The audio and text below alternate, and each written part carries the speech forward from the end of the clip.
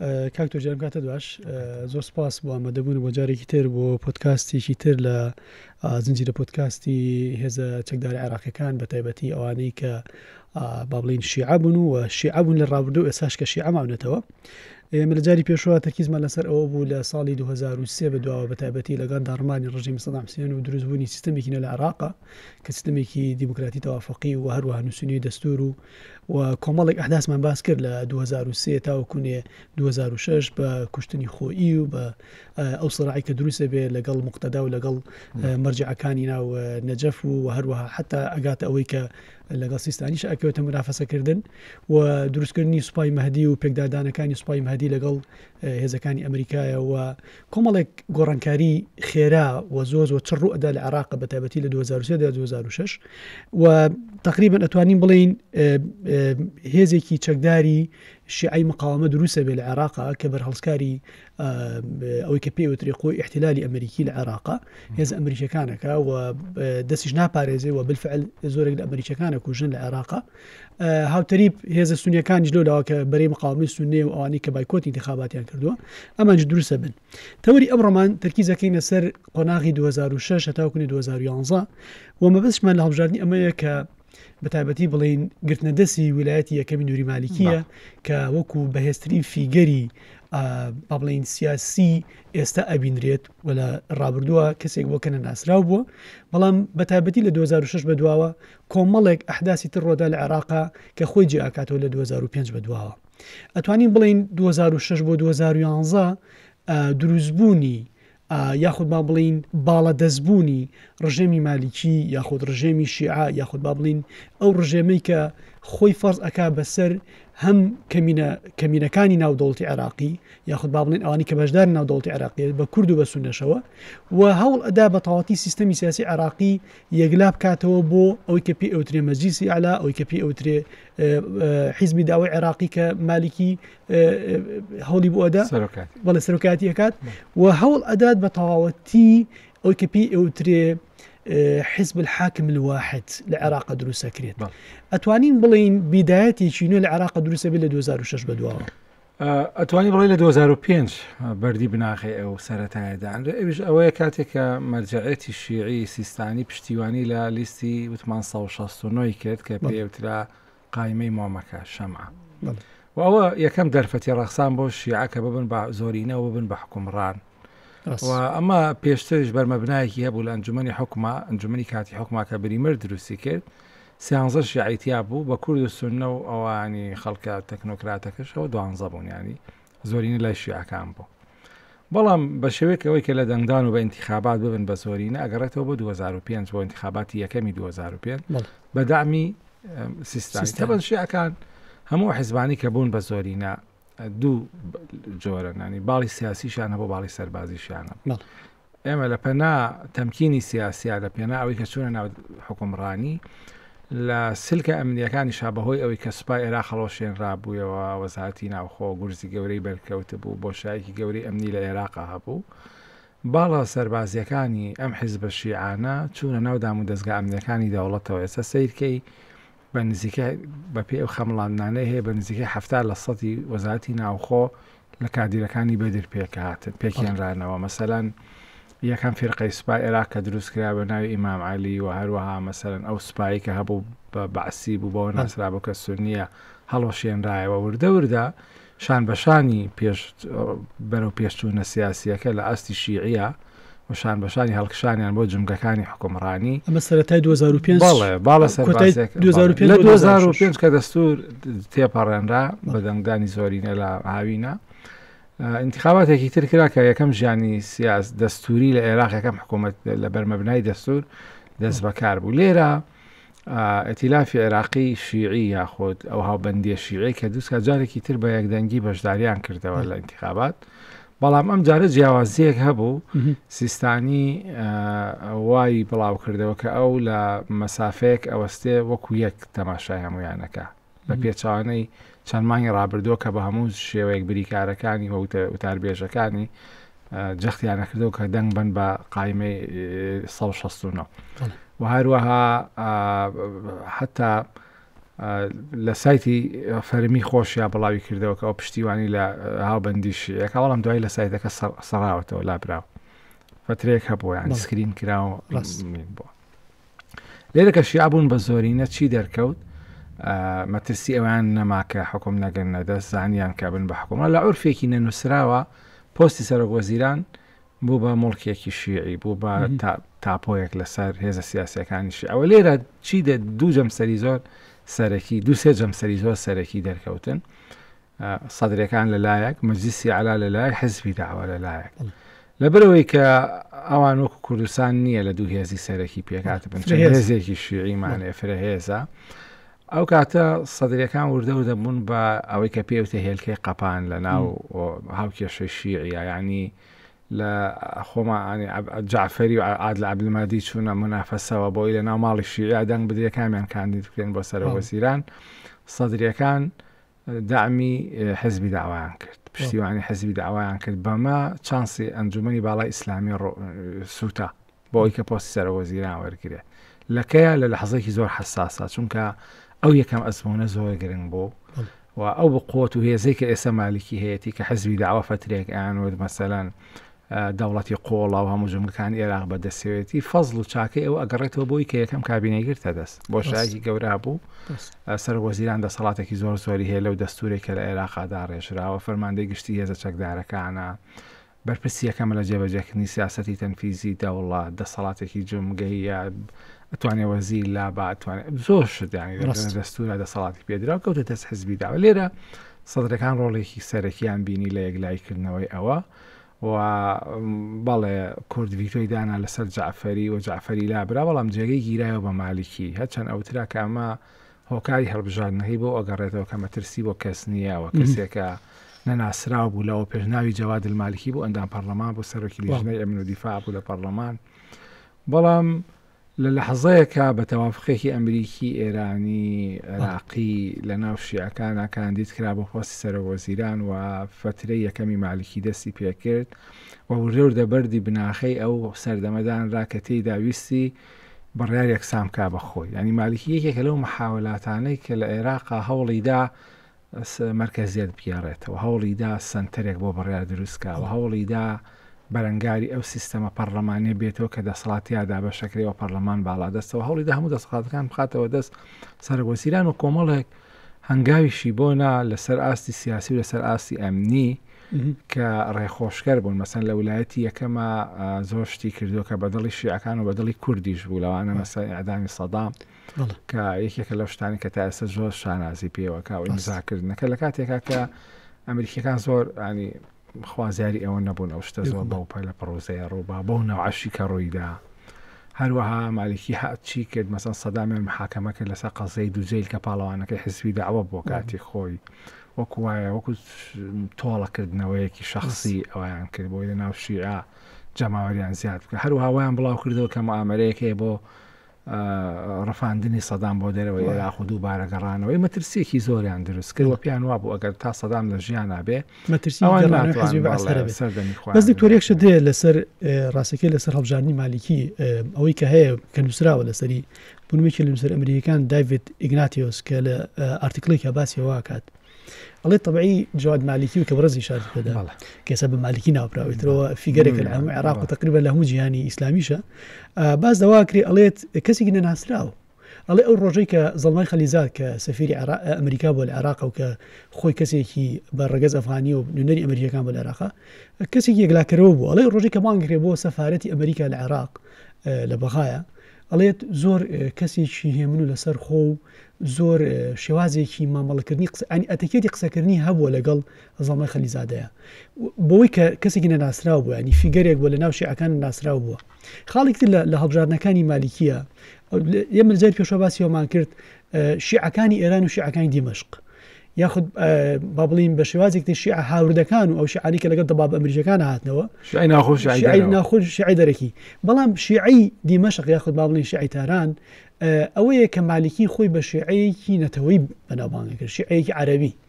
ینی ئەو شیعە طائفیە وا دەرنەکەوت لە سەرەتایە کە ئەم با بڵین بە تەواوەتی بەس بۆ طائفەی شیعەیش بکات و باشترین بەڵگەش بۆ ئەوە کاتێکە دەسەڵاتە گرێ دەست لە عێراقا یەکەم میلەدانی لە میلیشایەکانی مەهدیە بێت. طبعا مالکی ماشروعە ینی تا ئەوەی کە بڵی کەسە ئەمە هەر باسی 2006 ئێمە مالکی خۆی وەکو کەسێک هاتوتە ناو کاری سیاسی، بەڵام دوایتر کۆمەڵە ڕێوشوێن و هەنگاوی گرتەبەر کە بوو بە پرۆژە، ینی پرۆژەیە کە ناوی بنێ بە مالکی. کاکاردۆس مامۆستا کاردۆسەیەکی هەموو سەرۆکەکان فترەی بیدایەتیان جیاوازە. مەسەڵەن ئێستا لە مەسەر خەڵک لە 100 ساڵ یەکەمی حوسنی مبارەک هیچ کێشەیەکیان نییە، دوای کە تەوریست دەست پێەکە. مەسەڵەن حتا سەدام حوسێن گەڕەوە بیدایەتی هێشتاکان زۆر شتی هەبووە بۆ ئاواکاری و ئاوادانی عێراق، مەسەڵەن لە دوای ئەنفال و کیمیا باران و ئەوانەوە مەسەڵەن بێ بە وەجهی قەبیحەوە. بیدایەتی مالکی بە کۆمەڵی هەنگاوی باش دەستی پێکرد، وەکو مەسەڵەن باشکردنی ئەو سیستەمە موچەی کە ئێستا لە عێراقەیە تۆزێک خەڵکی بوژانەوەتەوە بە کوردستانیشەوە. یەکێکە لە ئینجازاتەکانی سەردەمی ویلایەتی یەکەمی مالکی، ینی هەر دەرهەق بە کوردستان بە تریلیۆن دینار مەسەڵەن بە تیارە دۆلار ئەهات بۆ عێراق بۆ هەڵکەرێمی کوردستان بەبێ دواکەوتن هەموو 28 و 25 مانگۆ ئەوانە. سەدامی ئەدام کرد کە بە دڵی کورد و شیعە بۆ هەروەها لە بەغا فترەی مالی جعفەری ڕۆژانە بە معدەلی 30 بۆ 40 بۆ 50 تەرم لە نێوان 30 بۆ 50 تەرم بەیانیان ئەدۆزرایەوە لە شەقامەکان. مالکی لە سەردەمی ئەوە پلانێک ڕاگەنرا پێوترا خۆتای فەرزی قانون، یعنی سەپاندنی یاسا لە ناو شارەکانی بەغا تا ڕادەیەک ئاسایشێکی ڕێژەیی گێڕایەوە ڕاستەکەی لە جنوب لە ناوەڕاست و لە باشووری عێراق لەگەڵ میلیشیاکانە کەوتە شەڕێکەوە کە ئەم شەڕە تا ئێستاش لێکەوتەی ماوە لە نێوان سەدرەکانە. یەک لەو هۆکارە عوقدە قورسە گەورانەی لە نێوان مالکی و سەدرەکانە هەیە ئەوەیە مەسەلەی ساوڵەی فرسانی پێ و دوو شتی کردەوە مالکی. یەکەم خەتای فەرزی قانون لە بەغا، دوو سەولەی فرسان لە جنوب لە باشووری عێراق کە سەدرەکان گیران کوژران هەنێکیان تا ئێستا لە سجنا ماون، یعنی حکوم دران و بەمە توانی وێنەیەکی کاریزماتیک بۆ خۆی دروستکە مالکی کە متمانەی ئەوە بدا بە ئەمریکیەکان و بە ئەو لایەنە شیعانەی کە پشتیوانی لەکەن کەمە فیگەرێکە ئەتوانێ حکومڕانی بکات، چونکە تەبیعەتی قۆناغەکە لە عێراق کەسێکی توندی ئەویست. عێراق لە دوو شەڕ هاتووەتە دەرەوە، داعش نەقاعیدە و کاتە لە عێراق زۆر چالاک بوو، زۆر گروپی سوننا یاخی بوو بۆن وەکوکە ئەو کەتیبەی نەقشبەندی و جەیشی تەحریری ئیسلامی و ئەوانەی کە خوان ینی سەر بە عیزەت دووری و سەر بە باڵا تۆنڕەوەکانی عەرەبی زۆر هێز هەبوون لە عێراقکە ئەویان کردبوو، ینی یاخی بوو بوون. پێویستی بە کەسێکە بوو کە تۆزێک حەزم و ئەوەی جەزمی هەبێ. مالکی ئەو وێنانەی پیشان نا ئەمە ژوای کرد کە ببێتە جێگە متمانە، بەڵام بیدایەتی تێکچوونی مالکی و گۆڕانی بۆ کەسێکی ئەوەی تاگڕەوەەوە زیاتر لە دوای قۆناغی دووەمەوە لە وڵاتی دووەما دەست پێکە. لە وڵاتی یەکەمە دو ئاماژەت بە شتێک کرد کە وردە وردەکە شیعە دڵنیا بوونەوە لەوەی چوونە حکومڕانی چی دەستی پێکرد، مەترسیان لە سەرنەما ناکۆکی ناوخۆی دەستی پێ. لە 2007 بۆ یەکەم جار تەحالوفی شیعی یاخۆی ئێتیلافی شیعی ئینشقاقی تێکەوت، سەدرەکان جیابوون، جەماعەتی فەزیلە جیابوونەوە حزبی فەزیلە لەسەر نەوت، ینی لەسەر کێشەی نەوت و بە تەهریبی نەوت ئاودیوکردنی نەوت و چاویان لە وەزارەتی نەوت بۆ و پیان وا بوو کە ئەوان لە ناو ئەم چارچێوە شیعە گەوران خزمەت بە حزبی داوە مەجلیسی عەلاکەن خوان شتیان کەم بەرکەوتووە. سەدرەکان و فەزیلە بەریەک کەوتن. تاوان فەزیلە حزبێکی بچووکن، مەرجعیەتێکیانەیە بە ناوی محەممەد یعقوبی ئایەتوڵای یعقوبی، بەڵام لە هەناوی سەدرەکانە هاتوونەتە دەرەوە. یعقوبیەکێک بۆ لە هاوڵە نزیکەکانی باوکی مختەدا. هەموو کەسانی کە لە دەوروبەری باوکی مختەدا بوون ئێستا سیر کە بوون بە فیگەری گەورە و سەرۆک حیزب، مەسەلەن قەیس خەزعەلیە، محەممەد یعقوبیە، بەشێک لەوانەی کە لە حیزبە وەلاییەکانان، بەشێک لە ئەکرەم کەعبیە کە بزوتنەوەی نوجەبای هەیە. هەموو ئەو هێزە شیع ئەتوانرێ بڵێ محەممەد صادق سەدر بە جۆرێک لە جۆرەکان لە دوای محەممەد باقر سەدری ئامۆزای باوکی هێزە چەکدارە شیعەکان بوو کە پەنان بۆ سیلاح بێت بۆ چەک بێت. بەڵێ حزبی فەزیلە چەکیان نەبوو، بەڵام حزبێک و پرۆژەیەکیان بۆ خۆیان دروست کرد و لەگەڵ سەدرەکانە بەریەک کەوتن، چونکە تەبیعەتی ئینشقاق وایە مادام فەزیلە لە هەناوی سەدرەواتونەتە دەرەوە، مادام ئەوان شار سۆزیان لەسەر میراتی محەممەد سەدر بەریەکەوتن ڕوویدا. بەریەکەوتنی دووەم ئەوەی کە ئاماژەت پێکرد لەسەر مالکی ئەوەیە کە لە بەسرا فەلەتانێکی ئەمنی گەورە هەبوو لە باشووری عێراق و ئەمریکیەکان زۆر دامی مالیکیانە کرد لەوەی کە بەریتانیەکان بەتابێت ئەو کاتشکە لە جنوب هەبوون. هەڵمەتێکی سەربازی بەرپا کات لەسەر شێوەی ئەوەی کە عەلاوی لە نەجەف بەرپای کرد لە 2008 دژی سونەکان لە نەجەف دژی سونەکان فەلوجە و دژی نەجەفیش بالفعل لە یەکە ئەوەی نەجەف تابە بە 2008 بەس پێش بشم 2008 وڵات دیکتۆریەکشتی تر هەبوو خوانکۆڵ نووسەرێکی ئەمریکیە ئەوش نووسینێکی لەسەر مالیکی ڕاستیەکەی تۆزێ جێگەی پرسیار بوو من لە هەندێک شوێنی خۆشمە بەکارم لە بەحسەکانە بەکارم هێناوە باز لەوەکە کە نووری مالیکی بەدەستێکی ئاسنی توانی دیموگرافیای بەغداد بگۆڕێ ئیتر بەغدا ینی بابڵی شاری بڕیاری سیاسی لە بەغایە ئەڵێ هەستا مەسەلەن لە شیعەکانیدا لە سوپای مادیدا ئەو بوو کەوتە بەرهەڵسکاری ینی کوشتنی هەبوو مثلەن پۆلیسی ئەنارد سوپای ئەنارد بگرە بە تەیارە لی ئەدان پاڵپشتی هێزی ئەمریکیەکە بۆ لێدان لە سوپای مادی کە ئەمێتر ئەڵێ لە ناوەخنی بەیتی شیعیە لە هەمان کاتە یەکتی تر هەیە کە لە مالیکی هەیە ئەوژەوەیە مالیکی توانی ئەڵێ بەغداد لە شارێکی سونی زۆرینەوە بگۆڕێ بۆ شارێکی زۆرینەی شیعە ئەمە تقریبا ئەو استراتیژە مەخفەیە کە لە بەرنامەکەی مالیکی هەبوو بەوەی کە شاری بڕیاری سیاسی کە بریتیە لە پایتەختی عێراق کە بریتیە لە بەغا شارێکی شیعانیشینە نەک ئەوەی کە سەدا حسێن دروستی کرد لە خۆی سەدام کاتی خۆی مەنعی کرده بوو هەر کەس قەیدی 57 نەبووە نەیەتوانێت لە بەغا مەبەستم ئەوە بوو کە بۆی بەغا بپارێزرێ و شوناسی بەغای پاراستە بۆ شیعەکانی کردبووە لە قاڵب تا بوو بەڵام ئێستا لە دوای ڕوخانی ئەوە دەرفەتێک دروست بوو بۆ ئەوەی کە ئەم شیعەکان ئەم هاوکێشەی هەڵگێڕنەوە شتێک یارمەتیدان ئەوە بوو زۆربەی فعالیت و چالاکیە سونیەکان چوونە ناو گروپی چەکداری بەرهەڵسکارەوە و بڕوان بە پرۆسەی سیاسی نەبەوە باوەڕیان بە هەڵگێڕانەوە و قڵبکردنەوەی هاوکێشەکە بوو ئەمە خستنی خانەی تیرۆرەوە ینی جوهدێکی زۆری سونی گەنجێکی زۆری سونی چەکێک و وزەیەکی زۆری ناوچە سونە نشینەکان تایبەتی لە 6 بەرەوسەرەوە تاوکوونێ نۆش تقریبا لە چیا بەخەرجرا و بەکارچوو لەبەر هەڵستیکردنی گۆڕانی عێراق ئەنووس ڕایگرن و ئەنوویست هەموو جارێ پیاێن ئێوە لە خەونی ڕابردوو ئاژین گەڕانەوە دەسەڵاتی ئەمە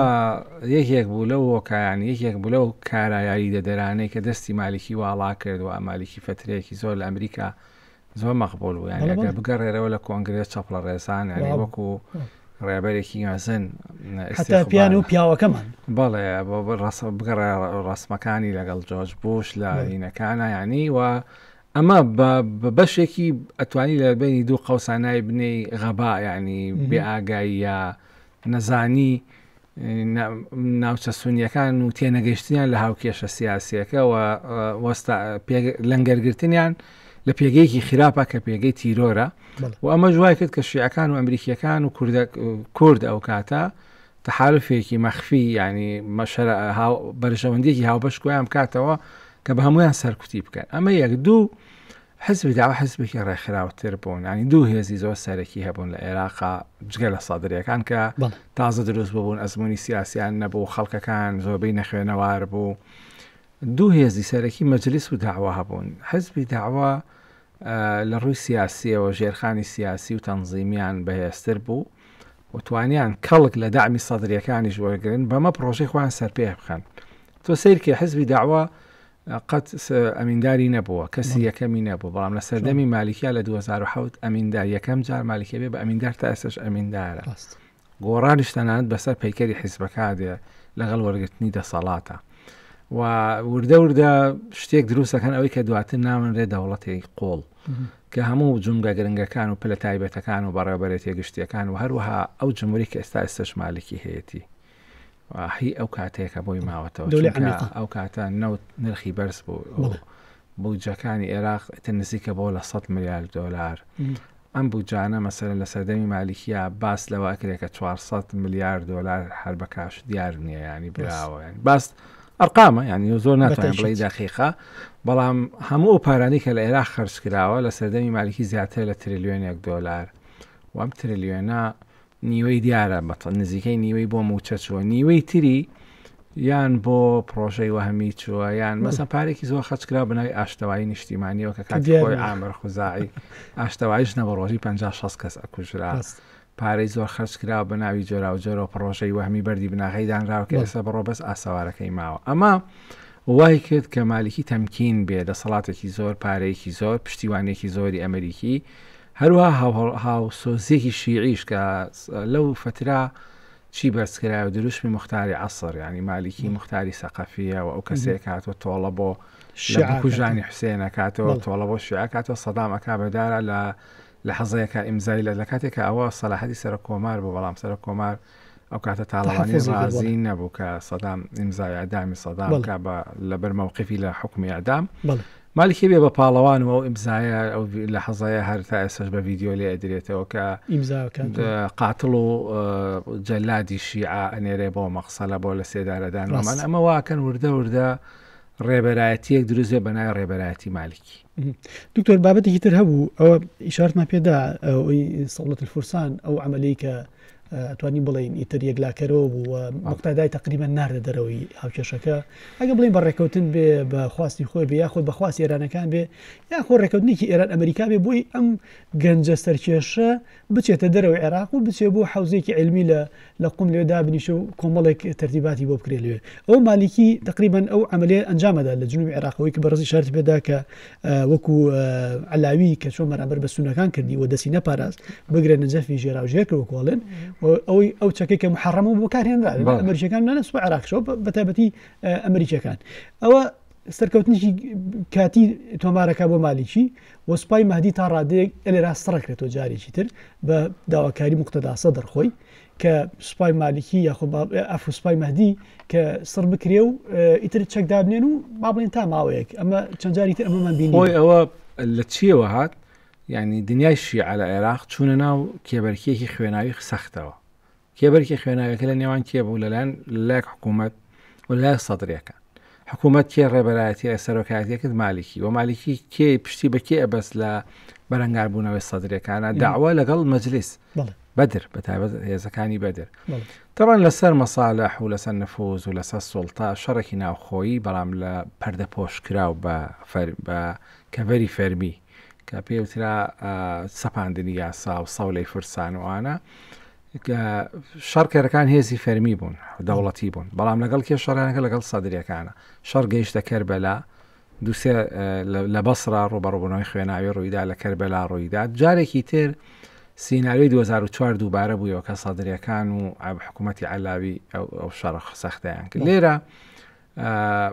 سەدر زانی مەسەلەن گەمارۆ دراوە لە هەمولایەکەوە ئەمریکیەکان دژی بوون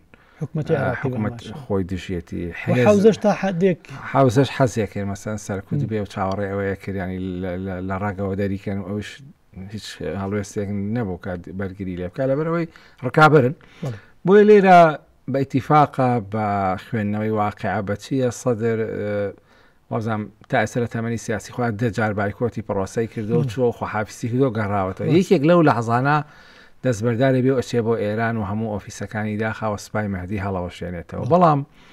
لەم ڕوبەڕووبوونەوانە درز و کەلێنێکی گەورە کەوتە نێوان حزبی داوە تەفان مەرجعی گەورە و باوکی ڕۆحی حزبی داوە محەممەد باقر سەدرا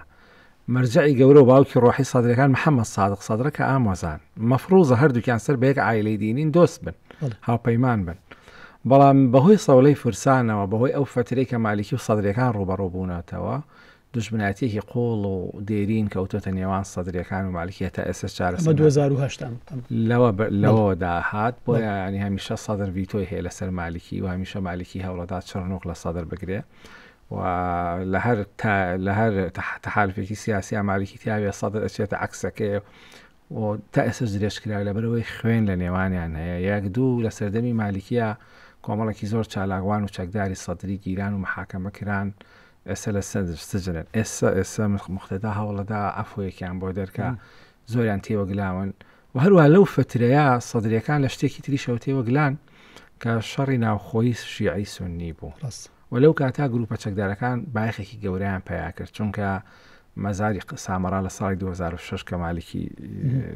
لە سەردەمی جعفەری بوو مەسەلەن تەقێنرایەوە و مالیکیش هات مەسا ئەو شەڕە هەر بەردەوام بوو ئەو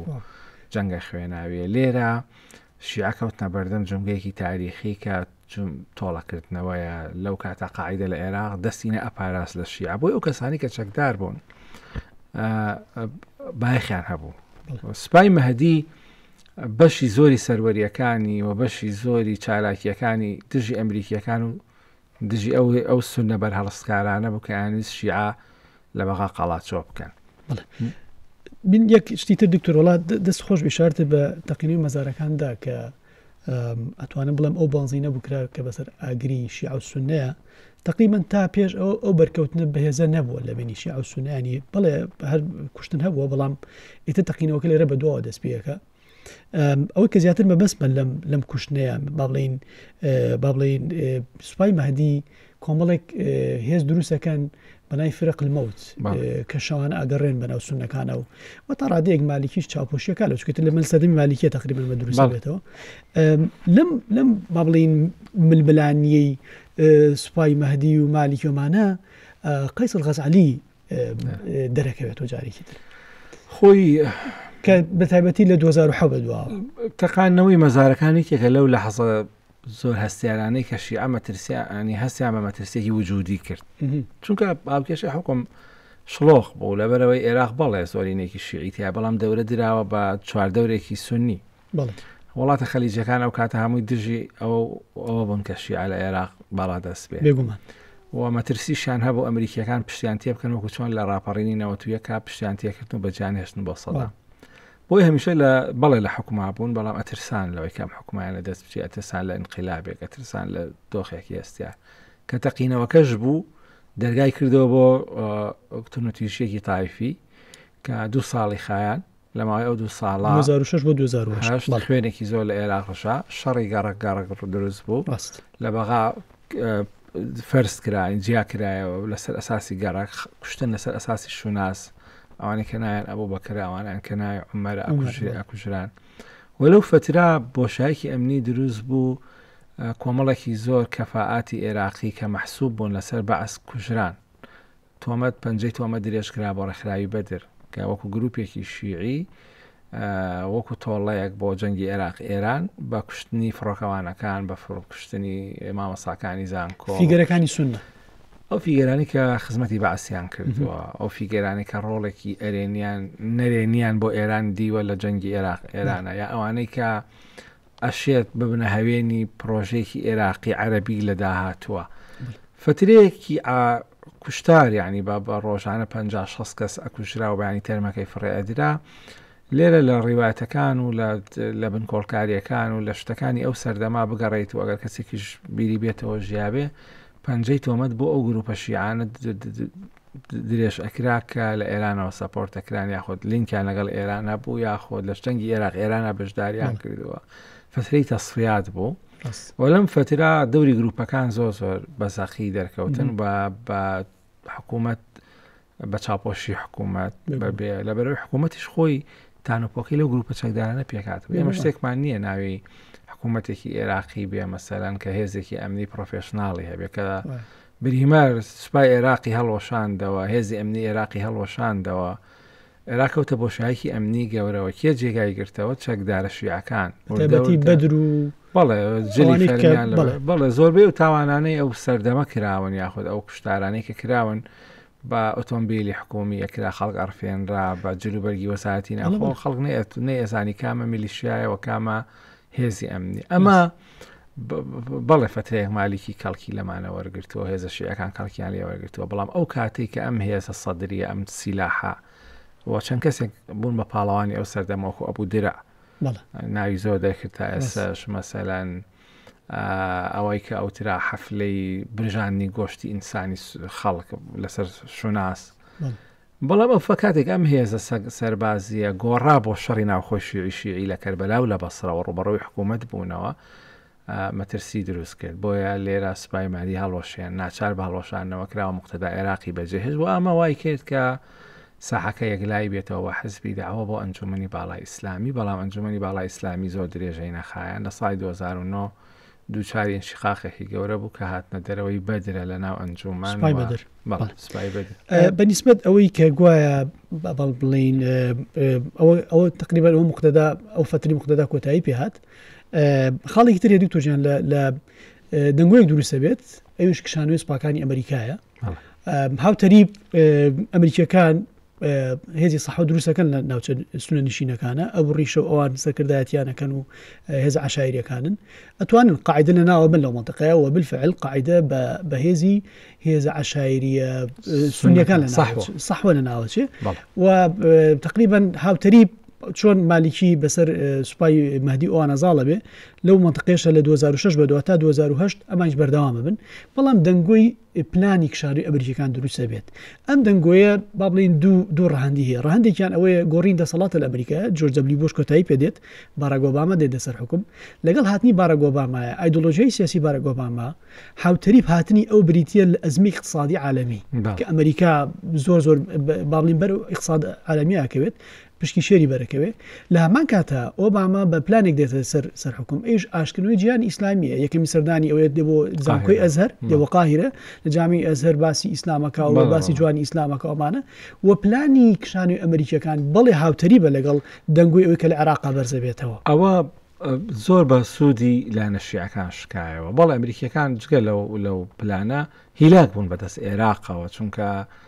شەڕێکی ئەفغانستانیان هەبوو دوای ئەوە شتێک ئەوەی پێوتێت استراتیژێتی دەرچوون خروج نەزانرا ئەو دۆزەخەی لە عێراق بەرپا بووە و قاعیدەیەوە جسپای مەهدیەوە ئەو هەموو ئاڵۆزەی کە لە عێراق بەرپا بوو کەی کۆتایی دێت و ئەمە نەزیفێکی اقتصادی و عسکەری و مالی بەردەوام بوویانی سیاسیش بوو بۆ ئەمریکا بۆیە یەکێک لەو شتانی کە مالیکی زۆر پەسەند بوو بەلای ئەمریکیەکانەوە ڕێگای خۆش کرد بۆی ئەمریکا بچێتە دەرەوە ئەمریکاشەوەی ئەویست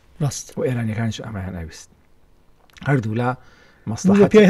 هەردوو لا بەرژەوەندیان یەکانگیر بوو لەوەی کە مالیکی لە حکوم دامی مالیکی بکەن چونکە هەم ئاسانکاریە کرد بۆی ئەمریکا بە شێوەیەک بچێتە دەرەوە لە عێراق لە سەری نەکەوێ هەم دیس ئەمە خەونێکی گەورەی لە مێژینەی بۆ ئێران بەدی ئەهێنا کە سوپایەکی بێگانەی ناحەزی نامۆ دراوسێتی عێراق بەجێڵەوە ڕوونە هەموو بۆ شایەکی ئەمریکی لە عێراقا ئێران بۆیە مالیکی لێرە گرنگی پێیاکە و لەو فترا کە سەحوەکان ئەمریکیەکان دروستیان کرد بۆی ڕزگاریان بێ لە مۆتەکەی قاعیدە کە نزیکەی بە سەدان سەربازی ئەمریکی لە ئەم ڕۆژاوای عێراق ئەکوژران ڕۆژانە مالیکی لە ساڵی 2006 دروست ئەبێ بە هاوپەیمانی مالیکی ئەبن بە هاوپەیمانی مالیکی یەکێک لە لایەنەکانی سەرکەوتن لە مالیکیە ئەوەیە دایما ئەتوانێ هاوپەیمانی باش هەڵبژێرێ گرنگ هاوپەیمانی کاریگەرنانی باش بۆمانە مالیکی خۆی ئەو زەخەمە شعبیە گەورەی نییە کە سەدرەکان هەیەانە کە حتا ماڵی حەکیم هەیەی مەسەلە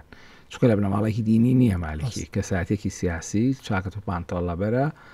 گوایە باپیری شاعیر بۆ لە سەورەی بیست هەر ئەوەنەیانی بنەماڵەکان خەڵکی تۆیری جن قەزایە کە زیاتر لە ڕۆخی دژلە خەریکی کشت و کاڵ و بەخێوکردنی ئاشەڵ ئەوانە یەکێک نییە لە ماڵە شیعێ بەناو بانگەکان بەڵام لە ئیدارەدانی سیاسیا دایما هاوپەیمانی باشی هەڵبژاردەوە یەکێک لەوانە کە ئەبن بە هاوپەیمانی مالیکی سەحوەکان و لەو فترا چی دروست بوو سونەی مالیکی ئێستا ئێمە سونەمان هەیە پترایۆسا سونەشمان هەیە مالیکیە پترایۆ جنراڵی کۆنی ئەمریکیەکان دیوید پترایۆسەوە بوو کە فەرماندەی هێزی ئەمریکا بۆ کۆمەڵێک سەر و عەشیرەتی سەپۆرت کرد بۆ دژی قاعدە بەکارهێنان پارەیانە دیوەخانی بۆ کردنەوە پلە و سیلاحی پێدان ئەمە پیانەوە سونەی پترایۆس دوای مالیکی ئەمیراتی لە پترایۆسەوە کۆمەڵە سونەی دروست کە ناونرا سونەی مالیکی وەلایەزال هەن محمود مەشهەدانی مەسەلەیەکێکە لەوانە زۆری تر لەو کەسانی کە سونەن ودعمی قاسم فهد زۆر هەن ینی لە فیگەرە بەناوبانکانی سونە کە دۆست و هاوپەیمانی مالیکین پیانەوێت سونەی مالیکی و مالیکی لێرە ئەبێ بە هاوپەیمانی سونەکان تاوان ئەو کەسێک کە حکومەکە لە عێراق هەمیشە پارتنەرێک تاواکەرێکی کوردی و سونیشی پێویستە لێرە مالیکی ئەو بۆشایشی بۆ پڕەبێتەوە و سەحوەکان ئەزمونێکە بن هەم لە ساڵحی ئەمریکیەکانن لە هەمان کاتە لە ساڵحی مالیکیشن کە لەو کاتا دروست بەس دکتۆر لە هاوتەریب ئەوە ئەچێتە قۆناغی ئەوەی کەیتر ئەمریکیەکان خۆیان حازرەکەن بۆ کشانەوە حتا ئەو ڕۆژە مێژووی کە هۆشیار زێباری کە بڵین وەزیری خارجی بووە لەگەڵ سەفیری ئەمریکیەکان لە عێراقا ئیمزاکەن لەسەر پلانی کشانەوەی ئەمریکیەکان کە لە 30 بن پێکدە ئیتفاقیەکە 2011 ترۆ کشانەوەکە کۆتایی پێدێ بەڵام پێش بچین ئەوەوە ئەسرائیل ئەهلی حەق دروستە بێ لە عێراقا با بڵین حیزب الله عێراقی دروستە یاخۆ با بڵین واثق بەتات کە هەڵەسێ بە کوشتنی سونەکان و بەلەناوبردن و بەسڕێنەوەی سونەکان بەتایبەتی لە هەمان کاتە با بڵین ئەمانە تقریبا ئەو بۆشایە پڕەکەنەوە کە سوپای مەهدی بەجێی هێژ لە 2008 بەدووە خۆی کە سوپای مەهدی هەڵەوەشێت تەوان هەموو ئەوانەی کە چەکدابن و تێوەگلاون لە کاری تونوتیژە ڕازی نابن بۆی چەکدانیان و بچنە ماڵەوە چونکە بۆ بەنسبەت ئەوانە بۆ هەڵشانەوەکەی تعلیق کرانی یەکێک لەوانە کە ئامادە نییە چالاکیەکان تەجیبکە قەیس خەزعەلی مەسەلەن و لە زیندان بەر بووە و بەردی بناغەی پرۆژەی خۆی دانێکە بزوتنەوەی عەسایب و عەسایب ئێسش تا ئێسش مەرجەعی دینی و سیاسیان محەممەد سادق سەدرە کە باوکی موقتەدایە و هەردوو لا لە بازنەیەکە ئیشەکەن خاتی تەماسیان زۆ لەیەکەوە نزیکە جەماوەرەکان زۆر لەیەکەوە نزیکن دروشمەکانیان زۆر لەیەکەوە نزیکن بەڵام ئەوەیە کە لەو فترا قەیس خەزعەلی کە ماوەیەک دۆست و فەقێی باوکی موقتەدا سەدر بووە پێی معجب بووە باوکی موقتەدا بۆ معجب بووە بالمناسبە یعنی قەیس خەزعەلی خەریجی جیۆلۆجیا یعنی کەسێکە زانستیانە بیرەکاتەوە بەڵێ ئێستا دەورێکی میلیشیاوی چەکداری سەربازی ئەبینێ بەڵام تەلەبەیەکی علمی بووە و بیدایەتی تعارفی لەگەڵ باوکی موقتەدا ئەگەڕێتەوە بۆ ئەوەی کە تەقریمێکی بۆ کاتی بانگدان داناوە زۆر دەقیق بۆ پێی معجب بۆ و نزیکی کردوتەوە لە خۆی و بووە بە یەکێک لە ئەوەی کە پێوتێ فەقیەکانی و عقلێکی باشی هەبووە و ئەمە لە بیدایەتی حرب 2003 بە دواوسێ ڤیدیۆکان بکەی بگەڕێیتەوە قەیس خەزعەلی وەکو سێبەر لەگەڵ موقتەدایە لە ڤیدیۆیەکی شەیە کە چای بۆ دانێ ینی نزیک بوو لێوەی دۆ کە موقتەدا جێشی مادی تەجمید کرد قەیس ڕاستی نابێ ئەمە دوژمنایەتی کەوتە نێوان سەدرەکان و مالیکی ئەمەی بە هەل زانی دامی قەیس خەزعەلی کرد یەکەم مانۆڕی ئاشکرای عەسایب لە بەغاکە کرا و کاتە یەک پەرلەمانتاریشانە بوو لە 2012 مالیکی ئامادەی ئەبێ و زۆر دامی عەسایبەکە بۆ لاوازکردنی سەدرەکان چونکە خوێن کەوتوتە نێوان مالیکی و سەدرەکان و سەدرەکان مالیکی بە پیاوێکی دیکتاتۆر و خراپ و هەمیشە لەوێ ناکردنە سەدرەکانە مالیکی ڕۆڵێکی شەیتانی هەیە ڕۆڵی کەسێکی خراپی هەیە و ڕۆڵێکی کەسێکی مستەبیدی هەیە و زۆر بە ناشرینی ناوی ئەبن لەبەرەوەی زۆری لە سەدرەکان کوشتووە زۆریشیان خسۆتە زیندان و 4 ساڵ موقتەدای نارد بۆ ئێران و ئەمە بۆتە گرێکی مێژووی کە سەدرەکان ناتوان لێی بێنە دەرەوە ئەویش بۆ دروستکردنی تەوازن عەسایب سەپۆرت مادام عەسایب لە سەدر جیابوونەتەوە ئۆکەی پشگیریکردن و هەروەها وردە مالیکی گەشتە ئەو قەناعەتەی کە سوپا ناتوانە بیپارێزێ بە تایبەت دواتر کە دێنە سەری لەسەر دەمی داعشە پێویستی بەوە هەیە هێزی چەکداری شیعی سێبەر دروستکە و ئەم هێزە چەکدارانە عەقیدەیی بن و پابند بن بە مالیکیەوە پابند بن بە ئەجندای مەزهبی شیعیەوە بە نەزەری ئەو سوپا لە نەتیجە موچەخۆرە و هەر دقیقە گوشاری لێکە سیلاحەکەی فڕێدا و ئەچێتە ماڵە بەڵام ئەو کەسانی کە شەڕی عەقیدەیی ئەکەن شەڕی سێەوە بۆیە ئێستا مالیکی زۆر شانازی ئەکا بەوەی کە ئەو میلیشیاتی دامەزاندەوە ئەیود ئەزانم ڕۆژێک دێ پێویستمان پێیانە بێەوە من یەکەم کەس بووم درکم بەوە کرد کە ئەم هێزە عەقیدەیە مبارەکانە بە تعبیری خۆی دروستکەم بۆ پارێزگاریکردن لە حکمی شیعی و ئەوانە دواتر ئەبنە هەوێنی حەشتی شعبی ئەبنە هەوێنی ئەو هێزانی کە بەرەنگاری داعش ئەبنەوە بۆی ئێستا لە نابدایمە لە ئەدەبیاتی سیاسی شیعیە منافەسەیەکی کە کێ خاوەنی باوکی حەشتە کێ خاوەنی پرۆژەی حەشتە کێ خاوەنی پرۆژەی گروپە چەکدارەکانە مالیکی هەمیشەڵێ من هەندێکی تر نە فتواکەی سیستانی هەندێکی تر ئەڵێن نە ئێمە هەر بەدرووانە هەر لە ئێرانەوە جیهادمانە بۆیە ئەوە وەکو چۆن لە کوردستانڵە کێ یەکەم فیشەکی ڕاپەڕینی تەقان هەر مشتومەڕە لە ناو شیعە و مناقەشەیە کە کێ خاوەنی پرۆژەی گروپە چەکدارەکانە و کەسی یەکەم کە دەست بەرزەکاتەوە لەو پرۆژەی مالیکی ڕاست دکتۆر کاتەکەمان بەرەتەوابوونەڕوە کاتیش کەممان ماوە من دەمێ کۆتایی بەوە بێنم کە ئیترۆ موقتەدا عێراقی بەجێهێشت تقریبا پرۆژەی دەرچوونی ئەمریکیەکان بەڵکو خێراتر کرا و مالیکی بەتەواوەتی توانی کۆنتترۆلی با بڵین بەتەواوەتی بەڵام زۆر باش توانی کۆنتترۆلی سوپای مادی بکە سوپای مادی کردەوە لە یاریەکە و توانی ئەوەی کە پێوتە شیعی بەر هەڵسکاری ئەمریکی سستی کردو نەمان وە کوشتنی ئەمریکەکان بە شوازێکی زۆر ڕادیکاڵی کەمی کردو لە عێراقا خۆتەقینە و سارەتەقین و ئەمانە زۆر کەمی کرد لە سەردەمی مالیکیە لە سەردەمی مالیکیە بە تایبەتی لە 2006 هەتاوەکوی 2010 خاڵی کۆتایی ئەوە بوو کەیتر سیستانی تقریبا با بڵین بایکۆتی هەموو پرۆسی سیاسی کرد و دەرگای داخست لە خۆی کە ئەمریکیەکان کشانەوە تاوان تێ لە 2010 کشانەوە لە 11 هیچ ینی بە تەواوی کلیلیان ڕادستی مالیکی کردووە مالیکی بوو بە زعیمی ئەو حد ئەوەی کە ئەو پرۆژێکە ناویناوە مختاری عەسر ئەمە وای کرد کە باڵادەست بێ ئەمە قۆلاغێکی نوێ لە ئینیشی یادەسی پێکێت کە ئەوە بۆ ئەمریکا چێتە دەرەوە ئێرانیەکان نفوزیان زیادی کرد لە عێراقا و وردەوردە مختەداش گەڕایەوە لە ساڵی 2010 بۆ پاش 4 ساڵ لە دابڕان ئەگەڕێت حەسڕی لەسەر نامێنێت کە ئەمریکا بەتابێت ئەو تۆمەتبار بوو بۆی کەس ئەمریکی کوشتووە لەو فترێک ئەمریکیەکان لە عێراق بوون مەتا حتا قەیس خەزعەلی سجن کراوە بە تۆمەتی مقاومە دوایی دیلبەدیلی پێکراوە لەگەڵ ئەفسەر لەگەڵ مهندسێکی بەریتانی اختطافیەکەن و دوای دیلبەدیلی پێکەن. ئەوانی کە دژمنی ئەمریکان هینیان لەسەر هەڵەگیرێەوە ئەگەڕێنەوە مختەدا ئەو 4 ساڵە سەرقاڵی خوێندنی دینیە بێ لە ڕاین ئەگەڕێنەوە بۆ عێراق. ئەمە وا کاکە قۆناغێکی نوێ دەست پێ بکە کە قۆناغی باڵادەستبوونی شیعەوە ئەو کاتە وردەوتە بەهاری عەرەبی هاتە پێشەوە لە 2011 کە شەقامی شیعی عێراقیش تووڕە بوون لە هێزە سیاسیەکانی خۆیان نانداڵێکی زۆر هەبوو بێسەر و بەرێکی زۆر لە حکومڕانیا بوو بە فیڕۆدانێکی زۆری پارە هەبوو پارێکی زۆر خرجەکرا بۆم دروستکردنی مەشاریعی شەخصی. لێرە سیستانی بێزار بوو لە گروپە شیعەکان ئەوە بوو کە دەرگای خۆی داخست لە ئیستیقبالکردنیان لەو فترەی دوای 2011 تا ئێستا هیچ ڕێبەرێکی سیاسی شیعی گەورە لە حیزبەکان نەچووە نەیتوانێت سیستانی ببینێ جگە لە نوێنە نێودەوڵەتیەکان کە دێن مەسەرەن وەکو پاپای ڤاتیکان وەکو بلاس خاردۆکوانە و سیستانی دەرگای خۆی داخست بە پاسای ئەوەی کە لە خوتبا باسی کردو کە بۆ حەسەڵتونە دەنگمان نووسایانی ئەوە وتمان باش بن چاک بن و لێرە چی دەست پێکە قۆناغێکی لۆمەکردن کە خەتای کێ بوو ئەم هێزە چەکدارانە باڵادەستکران لە عێراقا خەتای سیستانی بوو دوای سیستانی دەستی لێبەردان و ئەمە مشتومڕێکە لە ناو شەقامی شیعە هەمیشە هەیە بەڵام سیستانی ناتوانێت بەتاوی دەستبەردانیان بێ دوایی ئەگەر مەجالە بۆ باسیەکەین حزبی داوا پەنای پێیانی پەنابن نامێکەنێن بۆ سیستانی ئایا مالکی ویلایەتی دووەم وەرگێتەوە یاننا و هەر لەم کاتا 2010 انتخاباتی دووەم کرا